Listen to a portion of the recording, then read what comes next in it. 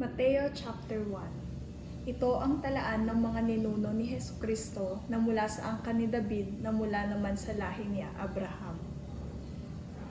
Mula kay Abraham hanggang kay Haring David, ang mga ninuno ni Jesus ay sina Abraham, Isaac, Jacob na ama ni Juda at ng kanyang mga kapatid, Juda na ama ni Fares at Zara kay Tamar, Fares, Esrom, Aram, Aminadab, Naason, Salmon, Boaz na anak ni Salmon kay Rahab, Obed na anak ni Boaz kay Ruth, at Jesse na ama ni Haring David.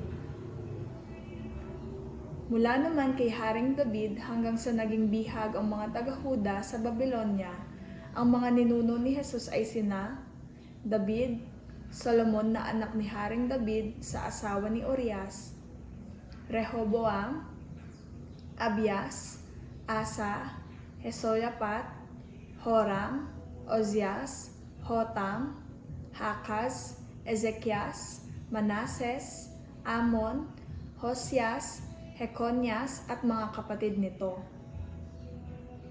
At pagkatapos na sila'y maging bihag sa Babylonia hanggang sa ipinanganak si Jesus, ang mga ninuno niya ay sina Jeconias, Zalatiel, Zerubbabel, Abiud, Eliakim, Azor, Zadok, Akim, Eliud, Eleazar, Matan, Jacob, at si Jose na asawa ni Maria.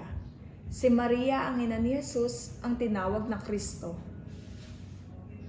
Sa makatuwid, may 14 na salinlahi mula kay Abraham hanggang kay David. 14 mula kay David hanggang sa pagkabihag ng mga Israelita sa Babylonia at 14 din mula sa pagkabihag sa Babylonia hanggang kay Kristo. Ito ang naganap ng ipinanganak si Jesucristo. Si Maria na kanyang ina at si Jose ay nakatakda ng magpakasal. Ngunit bago sila makasal, nagdadalang tao na si Maria sa pamamagitan ng kapangyarihan ng Espiritu Santo. Subalit dahil isang matuwid na tao si Jose na kanyang mapapangasawa at ayaw nitong malagay sa kahihiyan, si Maria binalak niyang hiwalayan si Maria ng palihim.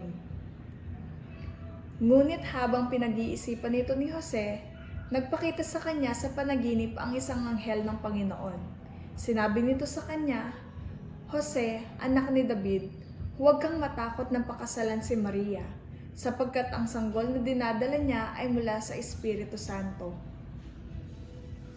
Magsisilang siya ng isang batang lalaki at Jesus ang ipapangalan mo sa sanggol, sapagkat ililigtas niya ang kanyang bayan sa kanilang mga kasalanan."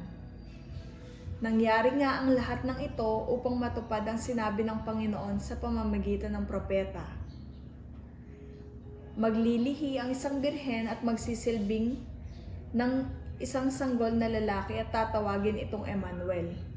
Ang kahulugan nito ay kasama natin ang Diyos. Nang magising si Jose, sinunod niya ang utos ng anghel ng Panginoon at pinakasalan niya si Maria.